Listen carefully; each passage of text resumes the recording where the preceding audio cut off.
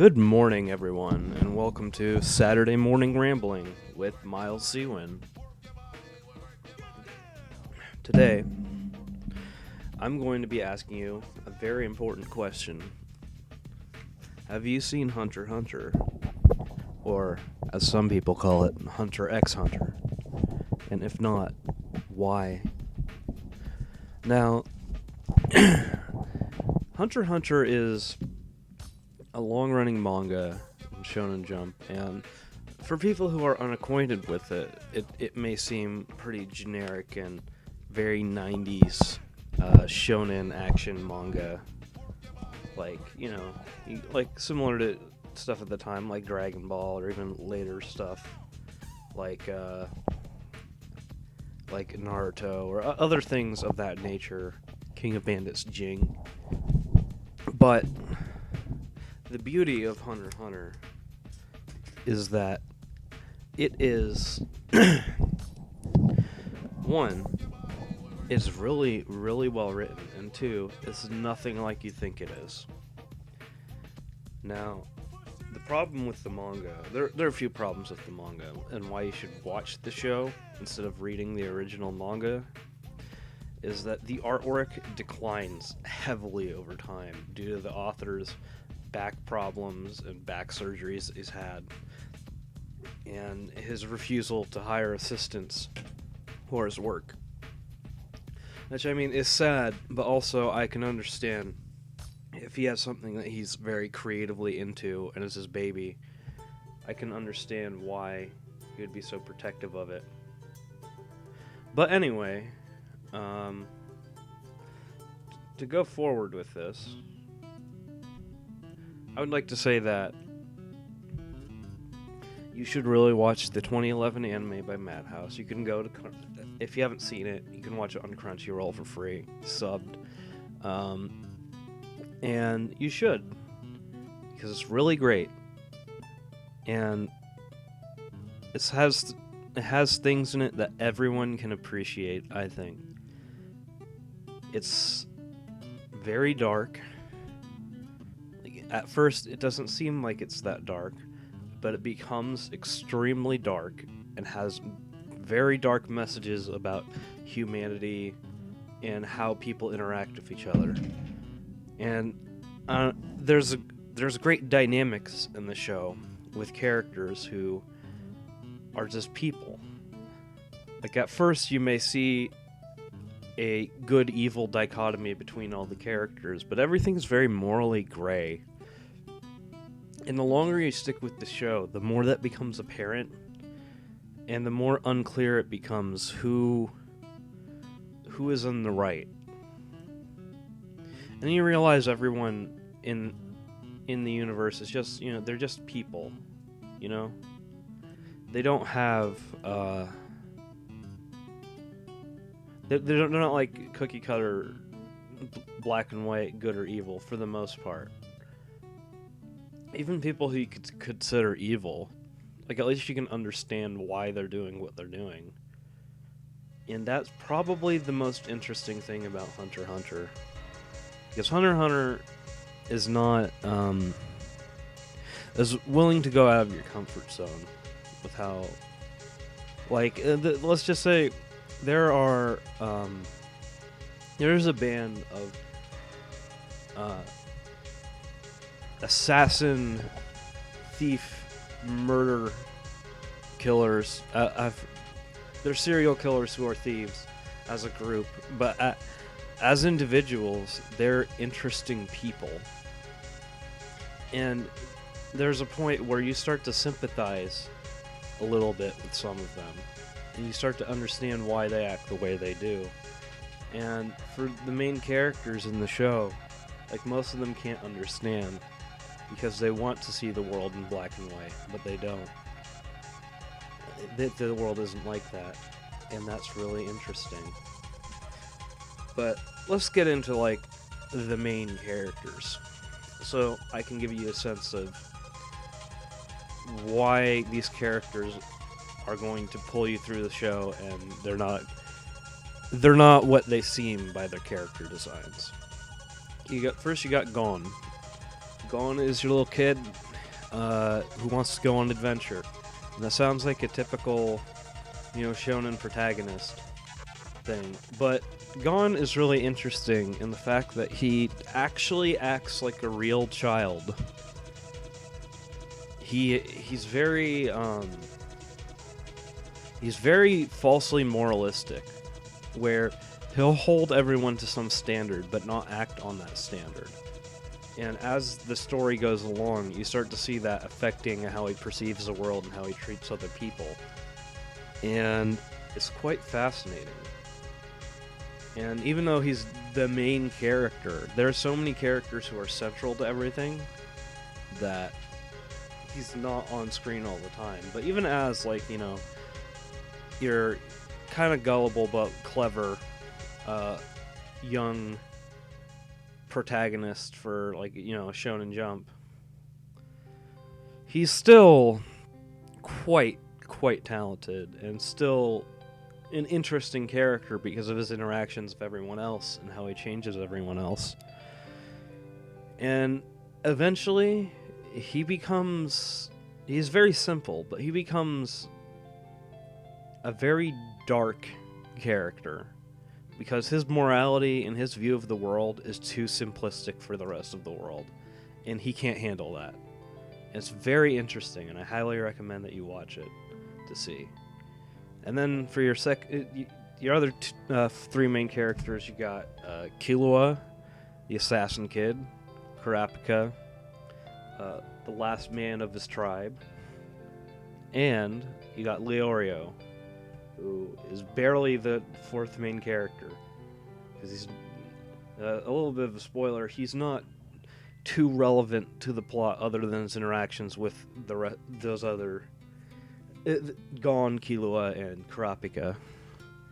So we'll start with Kurapika because he is probably one of the more interesting characters in the show. He's the last of his race after they've been massacred, and he wants to become a hunter. And a hunter in this world, all the main characters want to become hunters. The hunters in this world, they're basically like, it's kind of difficult to explain. They're like elite forces that can do things throughout the entire world because they have, they're basically like super beings. And they have special privileges throughout the world and throughout world governments and everything. If they are able to gain admittance into the Hunter Association, which is fine, and it's much better explained in the show. And they do have super aura powers, and that gets explained in the show as well. But the thing is that the emotional core of the main characters, they all have one thing they're looking for. Gon, he wants to find his father, who became a hunter when he was a kid and left his mom and left him just on an island. But Gon sees him as like a cool guy, and he wants to know why he wanted to become a hunter. Why is being a hunter so much more cooler than hanging out with him? Very interesting kid. But with Kurapika, he wants to avenge his race. He wants to attack all the Phantom Troop, the assassin troop that killed his people to collect their glowing red eyes that are highly prized on the black market. That's his deal. And he develops in extremely dark ways. He has a whole story arc dedicated to his fight with this syndicate, and it's filmed like a crime noir thing. It's really cool, and it has a big tone shift for the rest of the show, and you get to see a lot of Yoshihiro Togashi, the author, how he writes very, very gray characters and morality. Then we get to the Leorio. He's not very relevant to most of the show, but he looks like Lupin the Third a little bit. I don't know why, but he is trying to become a hunter so that he can help the people that he cares about. Because hunters get a lot of money, and he can help people who need money. And he is a cool guy, but he's not that involved with the main group for very long. Like maybe for the first 30 episodes, and then like a few episodes down the line. That's basically it. He's really funny, and I wish he was relevant more. But he's a good character, and I like him. And finally, we got Killua, the assassin kid, and Killua is probably the character that holds the main cast together the most. He is the linchpin. He is the one that makes the show most interesting.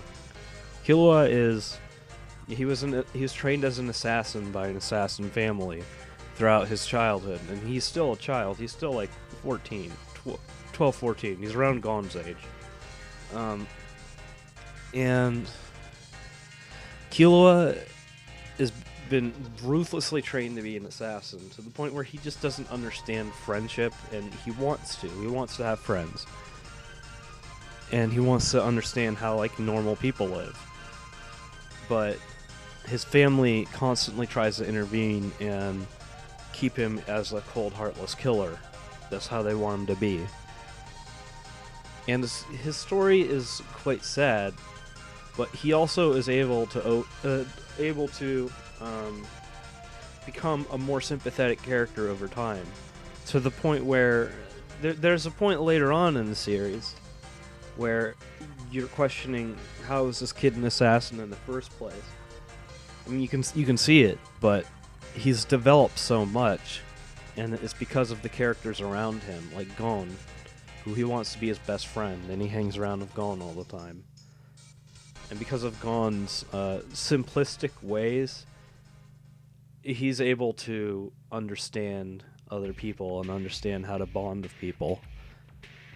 But he also is much more nuanced than Gon, because he understands morality in a much better sense. Like, he has a very clear understanding of gray morality and other things, whereas Gon is very self-serving, because Killua is much more mature. But yeah, and those are your four main characters, and there are other characters. There's so many other characters who are really good, and I think you should watch it. But one thing I'll tell you right now about Hunter x Hunter, or Hunter x Hunter if you want to call it that, the correct pronunciation is Hunter x Hunter, but whatever. I'm not gonna judge if you do it the other way. Probably the most interesting about the show is the villains. And not that the main characters are bad, but the thing is, the villains are actually characters. Like, they're not evil because they're evil. They're just people. And that's probably the most interesting thing, because you can see them develop and have their own relationships and do whatever they want. And it's probably one of the most interesting things I've seen in storytelling, because most of the time the villains are caught up in their own, like, schemes or whatever. But now you can just dedicate, like, an episode to developing, like, a couple of these villain characters and seeing what they're up to. And because they're so well thought out and fleshed out and have interesting things about them, they're very entertaining to watch. Sometimes even more entertaining and more sympathetic even than the main cast. And I think that is really what the strength of the show is, the characters. Now, the 2011 show, the 2011 version of the show by Madhouse, which is the one that everyone's talking about, has extremely great action scenes and animation, but the problem that most people have with this show is the character designs look super 90s. I mean, that makes sense. The manga started in the 90s, and it was written and drawn by Yoshihiro Togashi. If you don't know who that is, he made Yu Yu Hakusho, and he has a very similar design sense sometimes in Hunter x Hunter. Not all the characters, but definitely a few of them you can tell that it's him.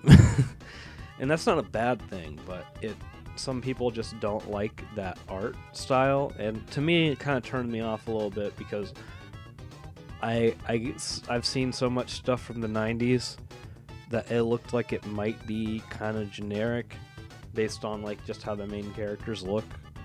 But honestly, the character designs in the show are really, really great, and they're extremely varied. Extremely varied body shapes, clothing, and not randomly either. Everyone comes from their own culture from around the world, and it feels like it's part of a bigger world. Like, it doesn't feel like anything was randomly placed. And I think that a lot of people get hung up on it looks really 90s, and it's like, look, I got a little hung up on that too because I was tired of seeing a lot of generic 90s designs, but honestly, these designs are so good that they deserve your attention.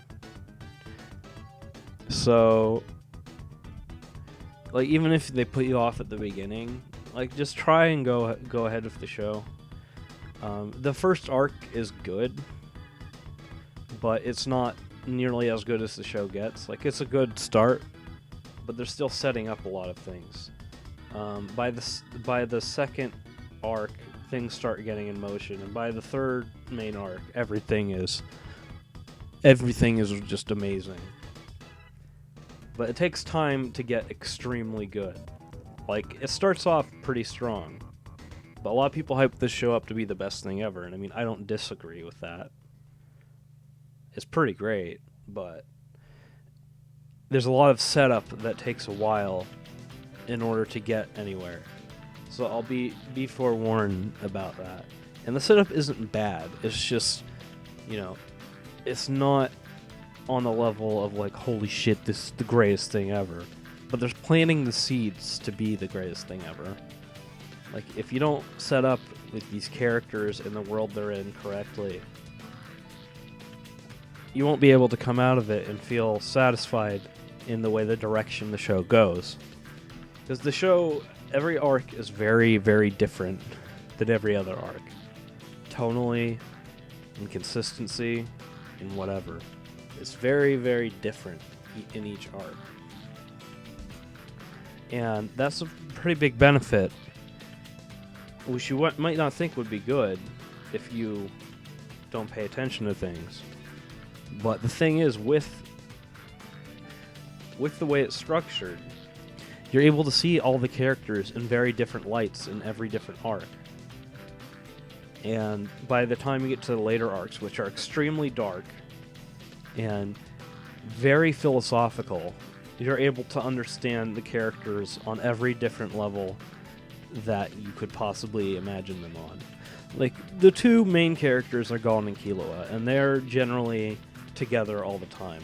Kurapika isn't with them all the time, and Leorio's not there for very long, but a lot of other characters show up on and off too. Like, Hisoka is like a clown man who is Gon's main rival character, and he just shows up everywhere all the time, but he's not around for the majority of the time. He'll show up somewhere, and it feels like he has a reason to do it. But yeah, I don't know if this helped convince you to pick up the show if you haven't before, but I'd say it's extremely, extremely worth your time. If you like action, has great action. If you like character dynamics and emotional scenes, you could there's a lot of that. If you like very heavy philosophical questions about morality, you can go into that. If you like character psychology, you can go into that. If you like kick-ass soundtracks, it's a pretty good one. So, yeah, I'd say that most people will probably find something that they'd like in it. And even though it's a long story, it's like 130-something episodes, and the conclusion leaves a lot of stuff potentially open, but it's still strong enough for, like, to be an ending. I'd say it's well worth your time. Yeah, just go check it out. You'll not be disappointed. If you stick with it, and the first arc isn't even bad, it's not like the mind-blowing amazing yet. But if you stick with it, you'll be able to love it just as much as I do. This has been Miles Seawind signing out. Hope you have a great day.